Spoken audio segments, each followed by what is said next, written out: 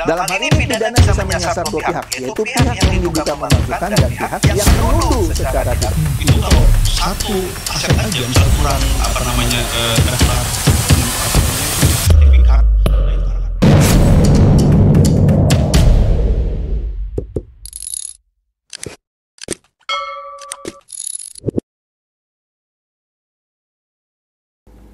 Halo Bapak Ibu, saudara-saudari sekalian, lovers and haters. Salam cerdas Indonesiaku. Jumpa lagi kita pada kesempatan kali ini. Bagi Anda yang belum subscribe channel saya, silakan subscribe channel saya. Tekan loncengnya agar Anda dapat notifikasi setiap kali saya mengupload video-video saya. Kali ini saya akan membahas tentang Partai Nasdem yang minta DPR untuk menstop gaji, tunjangan, fasilitas, dan lain-lain atas dua kader partainya, yaitu Saroni dan Nafa Urbach. Kemudian, langkah Nasdem ini diikuti oleh PAN. Ya, PAN juga meminta DPR untuk menstop gaji, fasilitas, tunjangan, bla bla bla untuk dua orang kader partainya, yaitu Eko Patrio dan Uya Kuya.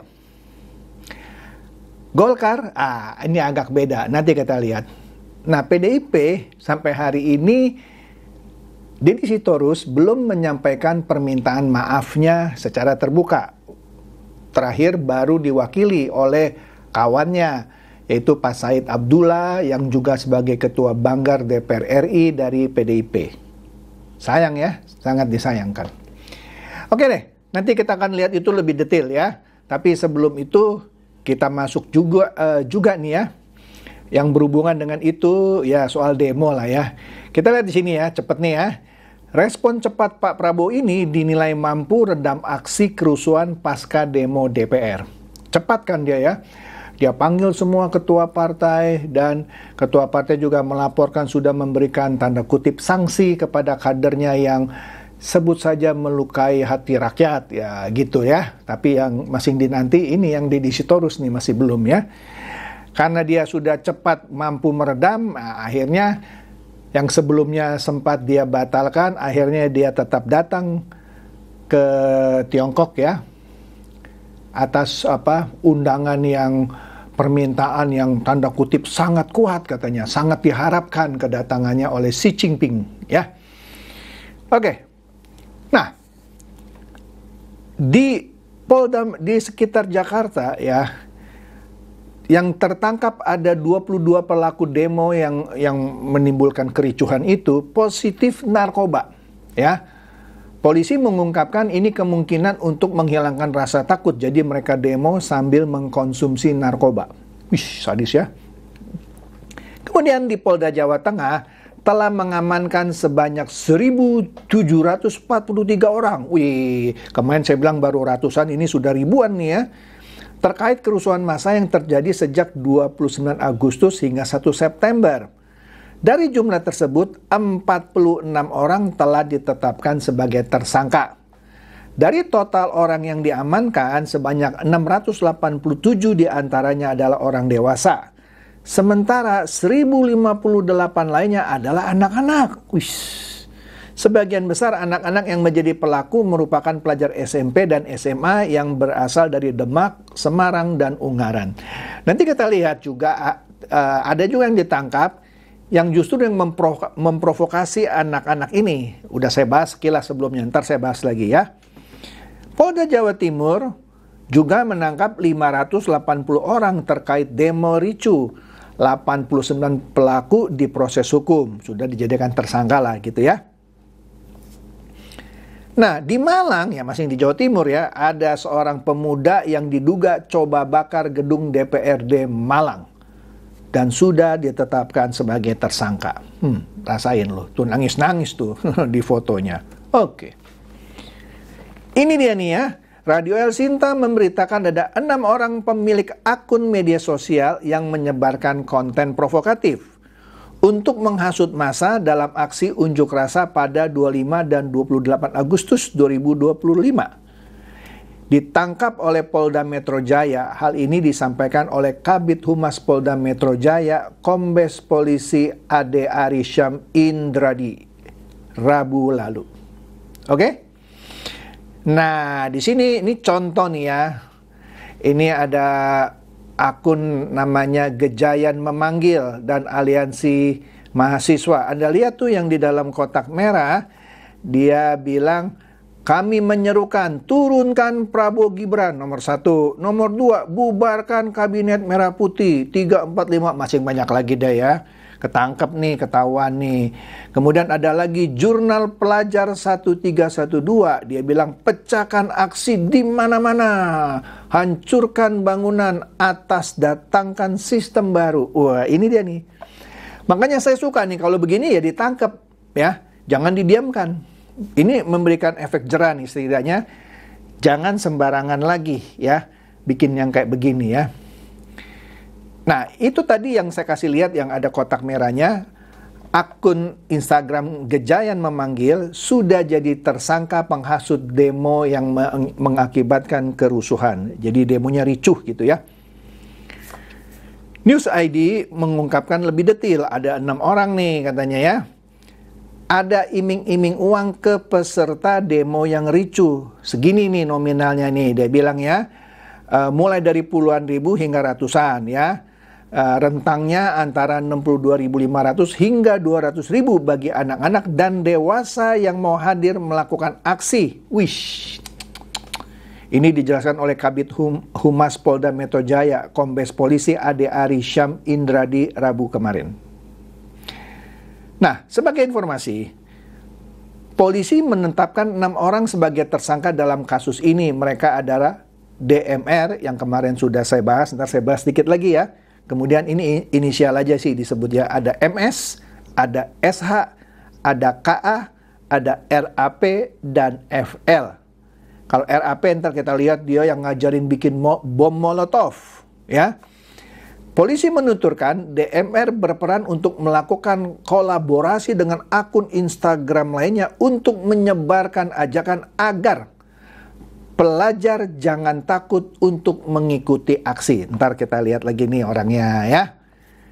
Kemudian admin akun Instagram LF ya juga ditangkap ya.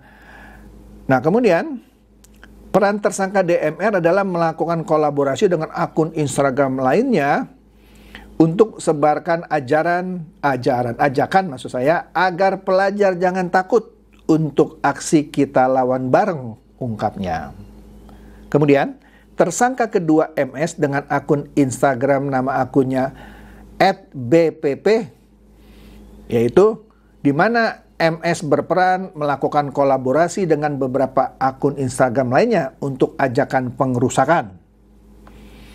Ketiga, inisialnya SH, bukan sarjana hukum nih ya.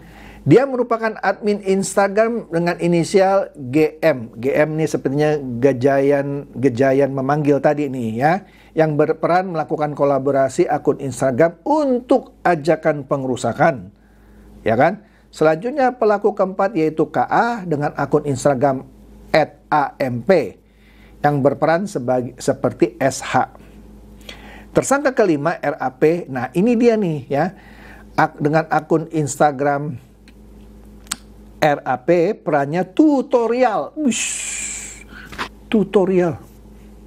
pembuatan bom molotov. Dan juga melakukan atau berperan sebagai koordinator kurir bom molotov di lapangan dari akun Instagram tersebut. Kemudian yang keenam, saudari FL, akun medsos inisial T, nama akunnya FG ya. Perannya menyiarkan langsung dan ajak live, manas-manasin ya, ngajak pelajar untuk turun pada tanggal 25 Agustus 2025. Pelajar sebagian adalah anak-anak. Nah ini yang pertama nih yang DMR ya, yaitu Direktur Lokataru ya, akhirnya dijadikan tersangka karena menghasut anak untuk ikut demo ya. Nah Polda Metro Jaya mengkonfirmasi telah menangkap Direktur Eksekutif Lokataru yang tadi disebut DMR nomor 1 itu ya. Lengkapnya Locataro Foundation, yaitu namanya Del Pedro Marhain. Wih, kayak orang Spanyol ya, Del Pedro ya. Atas dugaan tindak pidana penghasutan terkait aksi demonstrasi. Ya. Nah, Del Pedro sudah dijadikan tersangka ya. Polda Metro Jaya melakukan penangkapan terhadap saudara DMR, ya singkatannya, inisialnya, atas dugaan melakukan ajakan hasutan yang provokatif untuk melakukan aksi anarkis dengan melibatkan pelajar termasuk anak. Nah, selain Direktur Locataro Del Pedro ini, asisten peneliti Locataro Foundation mengatakan Jafar yang merupakan staf di Locataro juga ditangkap di kantin Polda Metro Jaya pada pukul 1.58 WIB malam. Hal ini disampaikan asisten peneliti Locataro Foundation Fian Alaidrus Selasa lalu. Jadi asistennya juga ditangkap. Nah, sayangnya ini nih Fajrul Rahman ya, ini memang orang yang memang nggak suka Prabowo sejak dulu ya. Sayangnya dia itu sekarang masih duta besar di Kazakhstan sama satu negara lagi saya lupa. Yang pasti Kazakhstan dia. Nah harusnya dia kan orang pemerintah kan, mewakili pemerintah untuk di negara Kazakhstan. Tapi komen-komennya selalu nyerang. Walaupun nyerangnya dengan terselubung. Tapi aduh gampang kebaca deh. Contoh nih ya. Di sini dia meneruskan ya cuitan dari Social Jitsu Warrior yang bilang help. Direktur Locataro Foundation Del Pedro Marhain dijemput paksa oleh Polda Metro Jaya. Jadi seakan-akan Fajrul Rahman ini yang notabene adalah duta besar di Kazakhstan ini dengan secara harus menyerang kebijakan pemerintahan Pak Prabowo yang mana meminta kepolisian untuk bertindak tegas untuk orang yang melakukan aksi menjurus kerusuhan. Lah ini ditangkap, dia seakan-akan belain ya. Aduh Fajrul. Kemudian ya penangkapan Del Pedro ini juga menimbulkan kecaman katanya. Nggak ada dasar hukumnya lah, sudah terbukti kok. Sekarang gini, kalau ada orang demo ya lempar batu ditangkap, terus bilang, wah ditangkap paksa, tidak ada dasar hukumnya, capek deh gitu ya. Nah ini juga satu lagi nih yang RAP ya, dia menyebarkan cara pembuatan bom molotov untuk digunakan dalam aksi demo ya. Wah itu caranya diunggah RAP melalui akun media sosialnya, buset ya. Dia disebut Profesor R. Wah, Profesor R. Nah, ini dia nih kita mulai masuk nih ya kepada soal penonaktifan. Polemik ini masih berlangsung ya soal status nonaktif anggota DPR dan kembali mencuat karena kan seperti yang saya bahas sebelumnya tidak ada diksi nonaktif di Undang-Undang MD3 ya. Kenapa? Karena tidak ada aturan resminya soal nonaktif, yang ada adalah pemberhentian, penggantian antar waktu misalnya. Nggak ada nonaktif. Oleh karena itu wakil rakyat yang sudah nonaktif justru tetap menerima gaji dan fasilitas.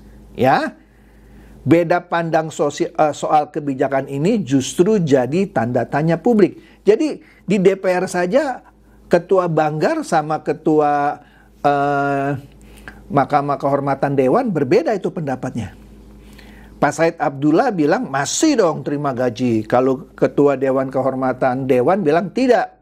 Ayolah selesaikan itu ya. Jadi di sini ada beda pandang nih ya. Makanya di situ dijelaskan non-aktif bukan dipecat. Artinya anggota DPR yang non-aktif tetap terima gaji dan fasilitas. Enak dong di nonaktifin tetap dapat gaji dan fasilitas. Saya juga mau tuh ya, nggak usah kerja tetap gaji dan fasilitas. Nggak fair dong, ya kan? Kemudian akhirnya Nasdem secara sukarela minta DPR stop ya gaji, tunjangan, fasilitas dan lain-lain yang diterima Saroni dan Nafa Urba. Nah ini bagus nih. Jadi karena aturan yang baku soal nonaktif itu nggak ada di Undang-Undang MD3. Maka Nasdem dengan inisiatifnya sendiri minta DPR untuk stop gaji Saroni, Nafa Urba, tunjangan, fasilitas, dan lain-lain. Bagus ini. Ya, kemudian menyusul Nasdem, fraksi PAN juga minta DPR untuk stop gaji tunjangan fasilitas Ekopatrio dan Uya Kuya. Ya. Kemudian Partai Nasdem di sini minta kepada pemerintah dan Sekjen DPR untuk menghentikan pemberian gaji, tunjangan, dan seluruh fasilitas yang melekat pada Ahmad Saroni dan Nafa Urba. Nah, ini yang Nasdem ya. Kalau yang PAN itu untuk Ekopatrio dan Uya Kuya. Ya. Mantap. Tapi Golkar beda nih. Golkar bilang, nah ini kan saya bilang kan beda pendapat ya. PDIP bilang masih terima gaji. Golkar bilang nonaktif otomatis tidak terima gaji. Tapi masalahnya nonaktif nggak diatur oleh Undang-Undang MD3. Tapi lumayanlah Golkar mengakui bahwa nonaktif tak terima gaji dan tunjangan. Ya, oke. Di sini Ketua Partai Golkar ya di DPR RI Muhammad Sarmuji menegaskan bahwa anggota DPR yang dinonaktifkan tak akan menerima hak keuangan baik gaji ataupun tunjangan atau fasilitas ya. Jadi anggota DPR yang sudah nonaktif semestinya berkonsekuensi logis, mestinya, tapi nggak ada undang-undangnya. Maksudnya tidak ada diatur dalam undang-undang. Tidak menerima gaji, masih terima gaji. Makanya mesti minta Golkar juga. Minta dong kayak Nasdem dan PAN ya. Begitu ya. Nah, jadi jika belum ada rujukan berkaitan dengan ini, maka Mahkamah Kehormatan Dewan atau MKD dapat membuat keputusan yang menjadi pegangan bagi Sekretariat Jenderal. Buat dong ya. Dikatakan lagi Sekretaris Jenderal Partai Golkar ini menambahkan status nonaktif telah melepas fungsi representasi rakyat di DPR. Betul. Artinya ia menilai tidak logis bila anggota legislator nonaktif tetap menerima gaji, tunjangan, dan fasilitas yang bersumber dari negara. Betul, tapi harus tegas dong, minta. Ya atau inilah, minta MKD untuk membuat keputusan. Ya. Ya tapi sayangnya sampai sekarang yang netizen ributkan itu Deddy Sitorus dari Partai PDIP minta maaf pun belum. Apalagi dinonaktifkan gitu ya. Ngomong-ngomong, ini Iron Man ini bukan dari Saroni ya. Ini memang sudah dari lama. Anda tahu kan, yang sering nonton channel saya udah tahu ini Iron Man saya ini sudah dari lama, bukan dari Saroni. Oke. Nah, lanjut.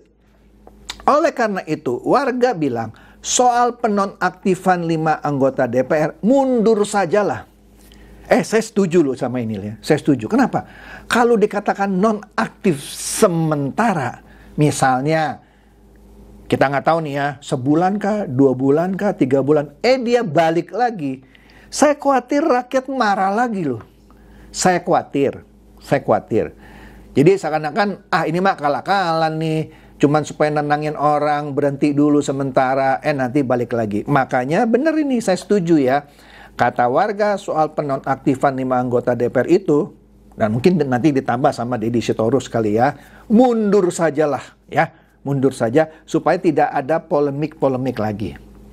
Oke, itu saja dari saya. Semoga ini mencerdaskan dan mencerahkan Anda semua. Silakan share video saya ini kepada teman-teman, sahabat, atau kerabat supaya mereka tambah cerdas dan tercerahkan. Seperti biasa, terima kasih.